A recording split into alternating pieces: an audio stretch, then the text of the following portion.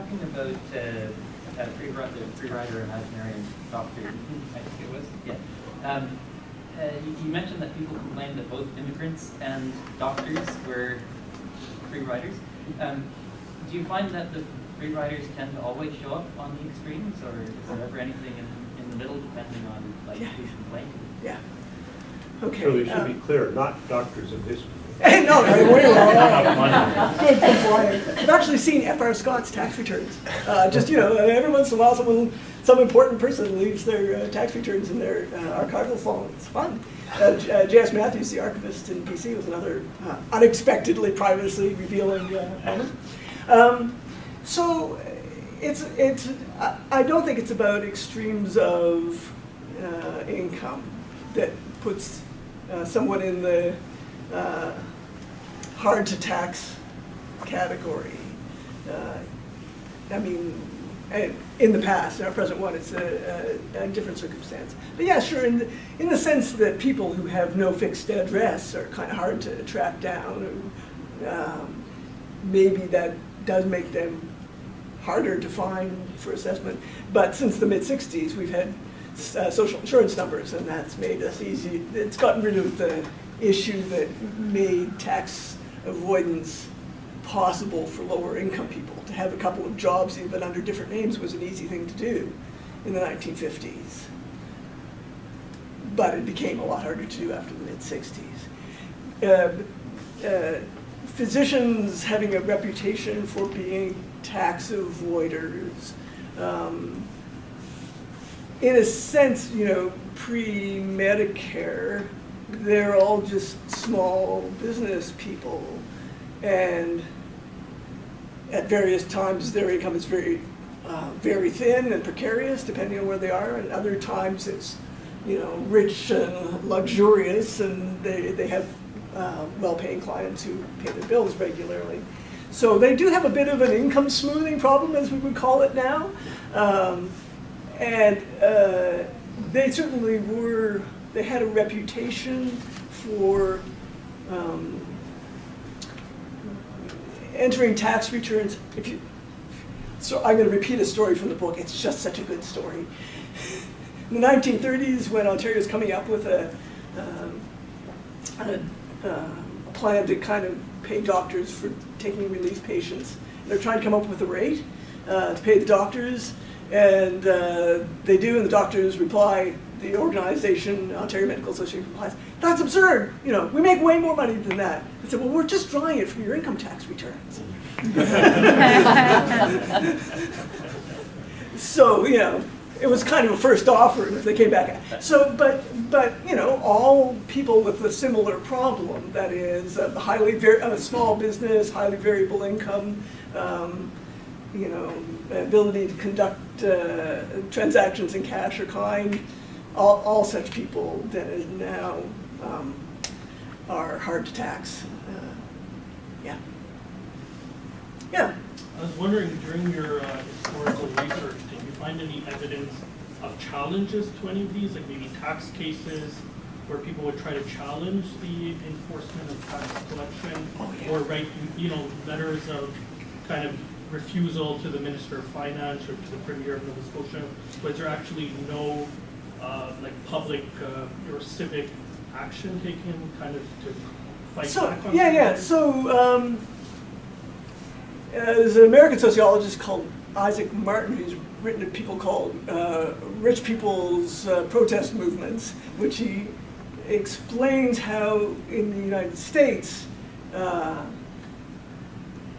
after the repeal of prohibition, a lot of very well-to-do people expected to have, this is a long answer, but I promise I'll get to Nova Scotia soon. After repeal prohibition, a lot of rich people that agreed to income taxation while prohibition was on said, well, now that you're getting all that alcohol money, how about getting rid of that federal income tax? You don't need it anymore. That didn't happen in Canada because we didn't have that same calendar of prohibition. And those American folks really built a kind of a movement of outrage in which they persuaded a lot of not particularly wealthy people that there was something evil about the federal government in the United States getting more than 25% of your income as taxes. So that organization was well-financed, well-organized. It really kind of dominated tax protests in the United States.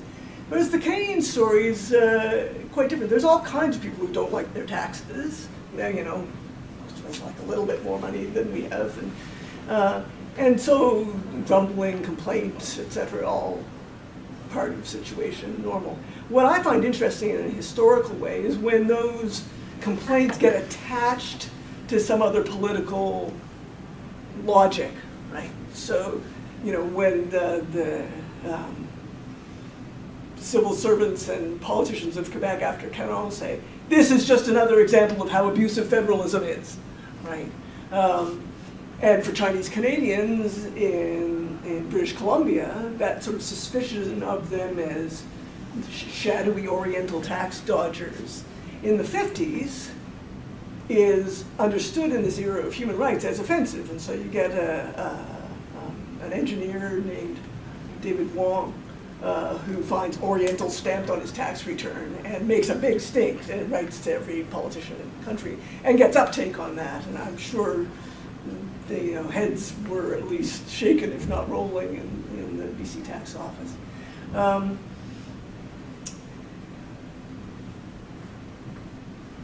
But by and large, the organization around tax protest is a kind of small business story in Canada.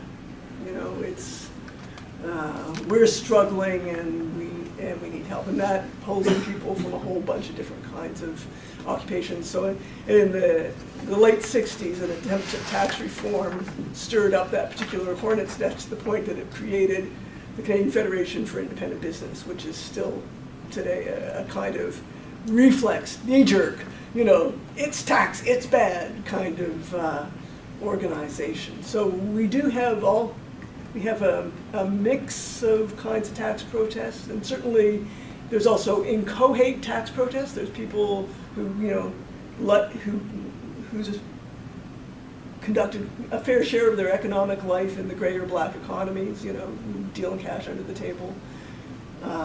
And the flourishing of the tax planning practices that have really were almost non-existent in the 1950s, but really pick up speed in the 60s in Canada, are also signs of people, they're not writing to their member of parliament necessarily, but by finding these ways of reducing their tax bill, they're saying, I don't consent to this level of taxation. There may be a more specific question that I can ask, we can talk about afterwards in the discussion, but that's the sort of big picture on Canadian tax protest in 7 sentences. Isabel. Just on your explanation there, I was gathering that for some small businesses, is some of the burden the administrative work and not simply the money. And then that brings me to another question, and that's the education of people filling out these tax forms. Could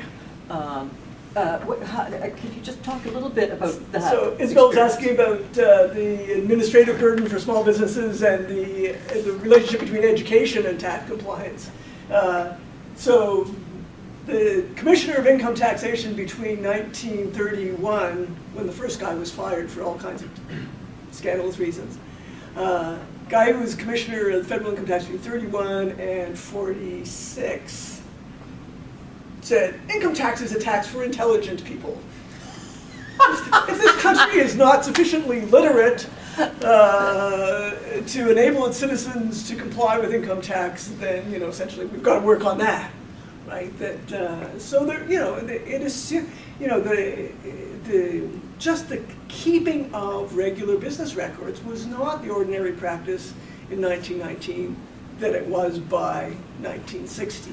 Prairie farmers had a special instruction written out for them, and one, you know, tax case that a journalist used to illustrate the problem in the early 50s was that a local merchant, a general store merchant in Cape Breton, discovered they'd been making a profit every year since 1938, and he didn't know, right?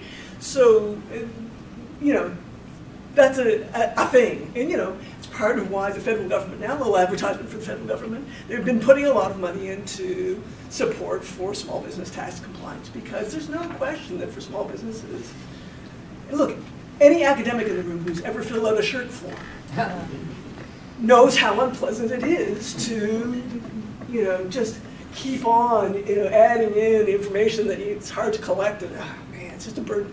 And lots of small business. When people tell me they're happy to pay taxes, I said, thank you, good for you, but you have a regular salary, and it's deducted at source, and you don't actually have to write that check that is competing with a check that you need to write to your suppliers, and it really is easier for the salary paid worker. And so some of the reason for what sometimes seems like irrational fury on the part of Canadian Federation of Independent Business really is that tax paying, I think, is harder for small business than but the solution to that is an administration one. It's not just lowering rates. Well, it's almost like a double tax, right? Because one is the money and the other is your time. Yeah, that's right. Your time. Economists study the time value of compliance in ways, again, above my pay grade, but I know that literature is out there. And it's not as burdensome for a larger firm where it's a smaller percentage of the firm's overall revenues and profit. But for smaller firms, the arithmetic's different. Hence the importance of numbers. Okay, so we'll thank Shirley now.